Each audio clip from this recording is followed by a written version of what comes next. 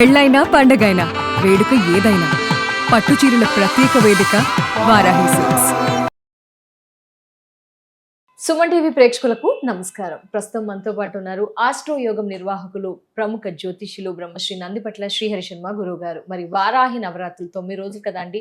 మరి 2వ రోజు అమ్మవారిని ఏ రూపంలో ధ్యానం చేసి పూజ చేసుకోవాలి, ఈ వివరణ అంతా కూడా గురుగారి మాటలో ఉందా. గురుగారు నమస్కారం. గురుగారు వాగర్థావివ సంపృక్తౌ వాగర్థ ప్రతిపత్తయే జగతః పితరౌ వందే పార్వతీ పరమేశ్వరౌ ఆదిత్యాయ చ సోమాయ మంగళాయ బుధాయ చ గురుశుక్రశనిభ్యశ్చ రాహవే కేతవే నమః.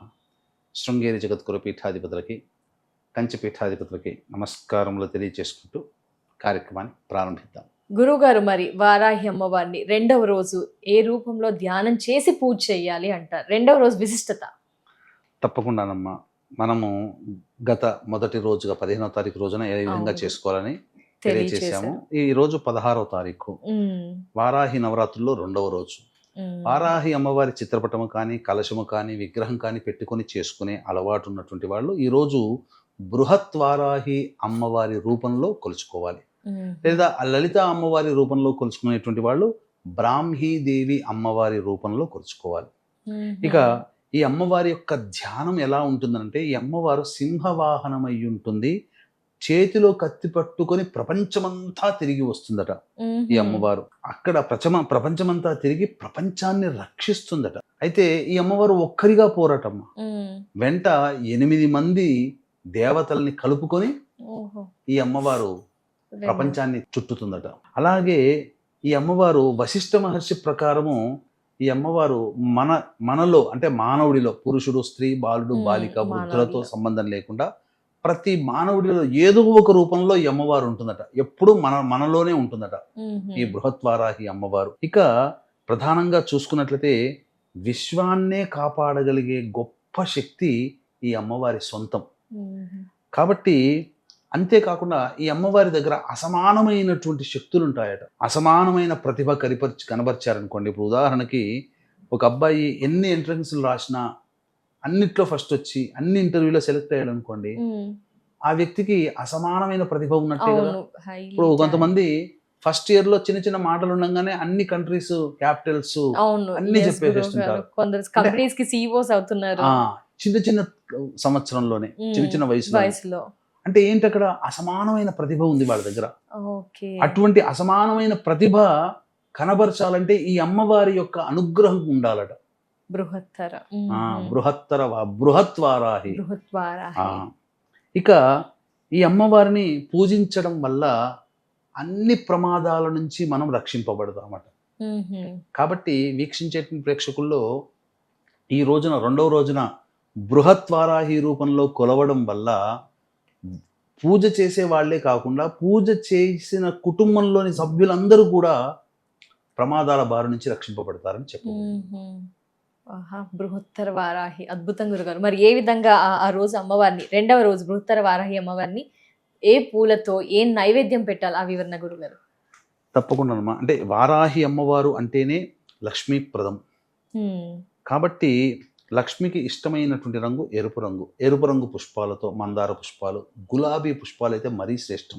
నాటు గులాబీ పుష్పాలు కావాలి, పారిజాత పుష్పాలు, అలాగే నీలిరంగు చామంతి, నీలిరంగు శంకు పుష్పాలు, నీలిరంగు నల్ల కలువ పుష్పాలతో అర్చన చేసిన, అలాగే ఎర్ర తామర పూలతో అర్చన చేసిన అమ్మవారు మనకి అనుగ్రహించే కరుణా కటాక్షాలు పొందినటువంటి ఆ పూజ చేసుకున్న ఆ ఉపాసనా పరుడి యొక్క వైభోగాన్ని మాటల్లో వర్ణించలేం. అంత అమ్మవారి యొక్క అనుగ్రహం సంపూర్ణంగా కలిగితే అమ్మవారి బిడ్డ అంటే అందరము సంతానమే, కానీ అమ్మవారికి విశేషంగా మనం నచ్చుతాం, అది కావాలి. ఆ విధమైనటువంటిది ఆ పూజ అర్చనతో భాగంగా పంచోపచార విధానంలో భాగంగా అర్చన చేసేటప్పుడు ఈ పూలతో, ఇటువంటి చెప్పినటువంటి రంగు పూలతో అర్చన చేయాలి. ముందుగా వారాహి సహస్రనామ పారాయణం చేస్తే మంచిది, లేదా లలితా సహస్రనామ పారాయణం చేసి అర్చన చేయాలి. ఇక నైవేద్యం విషయానికి వచ్చేసేసరికి ఈ అమ్మవారికి సాధారణంగా 2వ రోజున ఇంట్లో తయారు చేసిన కట్టె పొంగలి, పులిహోర, వీటిని నైవేద్యంగా పెట్టాలి. ఇక సాధారణంగా రెగ్యులర్గా పెట్టేటువంటి నైవేద్యాలు పనసపండు, దానిమ్మ పండు, చిలకడ దుంప, ఉమ్. తేనె, ఆ, ఇలాచీ పొడి వేసి పానకం. ఇలాచీ పొడి వేసి నువ్వుల నెయ్యితో తయారు చేసిన నువ్వుల లడ్డూలు, అలాగే బెల్లం పానకం మరియు కందగడ్డ, విప్ప పూలు, ఇవన్నీ కూడా అమ్మవారికి నైవేద్యంగా పెట్టవచ్చు. వాటితో పాటు ఇది కూడా పెట్టచ్చు, ఆ, కట్టె పొంగలి. కట్టె పొంగలి, పులిహోర. ఉమ్. తర్వాత కంద దీపారాధన చేస్తే, విప్ప నూనెతో కంద దీపారాధన చేస్తే అమ్మవారు చాలా ప్రసన్నురాలు అవుతుంది. ఉమ్. ఇక ఆ నైవేద్య తదనంతరం ఈ యొక్క తాంబూలం కాబట్టి పచ్చకర్పూరము, ఇలాచి, యాలకులు, జాజికాయ, జాపత్రి, కుంకుమ పువ్వు, సున్నము, కాచు వేసినటువంటిది రెండు తాంబూలాలు అమ్మవారికి సమర్పించాలి. ఒకటి అమ్మవారికి ఉంటుంది, ఒకటి పూజ చేసిన వాళ్ళు భుజించాలి. ఇక చాలామంది మన వీక్షించేటువంటి మన సుమన్ టీవీ ప్రేక్షకుల్లో చాలామంది పూజ చేసేవాళ్ళు ఉంటారు. కొంతమంది పూజ చేయాలని సంకల్పం ఉండి కారణాల వల్ల చేసుకోలేకపోతారు. కొంతమంది మధ్యలో పూజ చేసి మధ్యలో కొన్ని పరిస్థితుల వల్ల ఆపేయాల్సి వస్తుంది.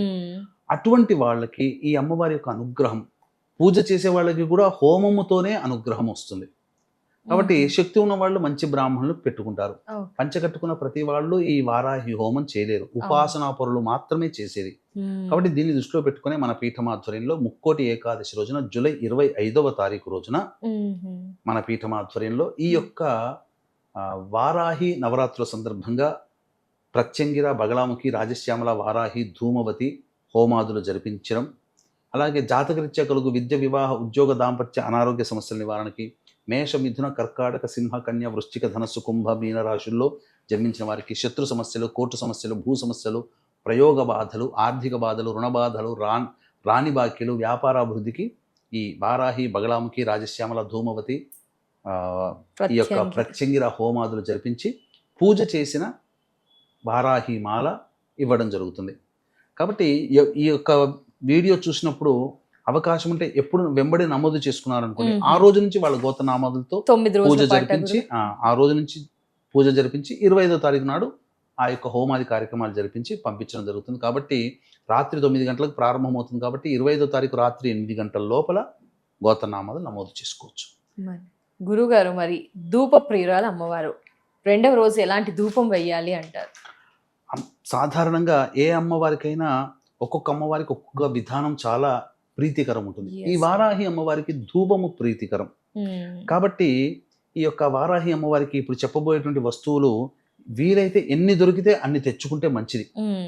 కానీ ఇవి లేవే అని బాధపడకుండా దొరికిన వస్తువులతోనైనా చేయవచ్చు. గుగ్గిలం, తెలుపుదైనా నలుపుదైనా, అలాగే ఇలాచీ పొడి, తెల్ల గురివింద గింజల పొడి, తెల్ల ఈశ్వరి వేరు పొడి, తెల్ల జిల్లేడు పుష్పాల పొడి, మిరప పొడి, శొంఠి పొడి, మిరియాల పొడి, పసుపు పొడి, ఇవన్నీ వేసి ధూపం వేస్తే, రోజు ఉదయం సాయంకాలం పూట వేస్తే ఇంట్లో పట్టి పీడిస్తున్నటువంటి, అలాగే ఎవరైనా ప్రయోగ బాధలు చేశారనే అనుమానం వస్తుంది కదా, ఇంటి మీదనైనా మనుషుల మీదనైనా, ఆ బాధలన్నీ తొలగిపోతాయమ్మ ధూపం కనుక ఇంట్లో వేస్తే.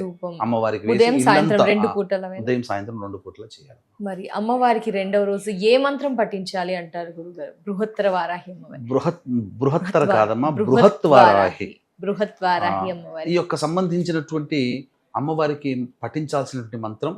ఈ మంత్రం పఠించడం ద్వారా అమ్మవారి యొక్క సంపూర్ణ అనుగ్రహం కలుగుతుంది. అదే ఓం మహిషధ్వజాయై విద్మహే దండహస్తాయై చ ధీమహి తన్నో వారాహి ప్రచోదయాత్. ఈ మంత్రాన్ని రోజు ఉదయం సాయంకాలం 1008 సార్లు కానీ లేకపోతే 108 సార్లు అయినా కానీ పఠించాలి. ఎంతమంది పూజ చేసుకున్నా, పూజ చేసుకోలేని వాళ్ళైనా, మధ్యలో పూజ ఆపేసినా హోమం వలన సంపూర్ణ అనుగ్రహం కలుగుతుంది. పూజ చేసుకుని అందరూ హోమం చేసుకోలేరు కదా, అటువంటి వాళ్ళ కోసం 25వ తారీఖు రోజు ముక్కోటి ఏకాదశి రోజున రాత్రి 9 గంటలకు మన పీఠమాధ్వర్యంలో ఈ యొక్క అన్ని రకాల సమస్యల నివారణకి వారాహి, ప్రత్యంగిర, బగళాముఖి, రాజశ్యామల, ధూమావతి హోమాలు జరిపించి పూజ చేసిన వారాహి మాల ఇవ్వడం జరుగుతుంది. అవకాశం ఉన్నటువంటి వాళ్ళు ఎప్పుడు నమోదు చేసుకుంటే ఆ రోజు నుంచి 25వ తారీఖు వరకు కూడా మీ గోత్రనామాదులతో పూజ అర్చన జరిపించి హోమం జరిపించి చేయడం జరుగుతుంది. కాబట్టి అవకాశం ఉన్న వాళ్ళు శీఘ్రమైనంత త్వరగా ఈ కార్యక్రమంలో నమోదు చేసుకునే ప్రయత్నం చేయండి. తప్పకుండా. చాలా ధన్యవాదాలు గురుగారు. వారాహి అమ్మవారి 2వ రోజు ప్రత్యేకత, విశిష్టత మాకు మా వ్యూయర్స్కి తెలియజేసినందుకు నమస్కారం గురుగారు. సర్వం శ్రీ ఉమామహేశ్వర పరబ్రహ్మార్పణమస్తు. సో వ్యూయర్స్ చూసారు కదా, జూలై 25న వారాహి అమ్మవారి హోమాలు గురుగారి ఆధ్వర్యంలో నిర్వహిస్తున్నారు కాబట్టి మీరంతా కూడా పాల్గొనాలి. మీ యొక్క గోత్రనామాదులు నమోదు చేసుకోవాలనుకుంటే కనుక స్క్రీన్ పై నెంబర్ ఉంటుందండి. మిగతా వివరాలని తెలుసుకోవచ్చు. నమస్కారం.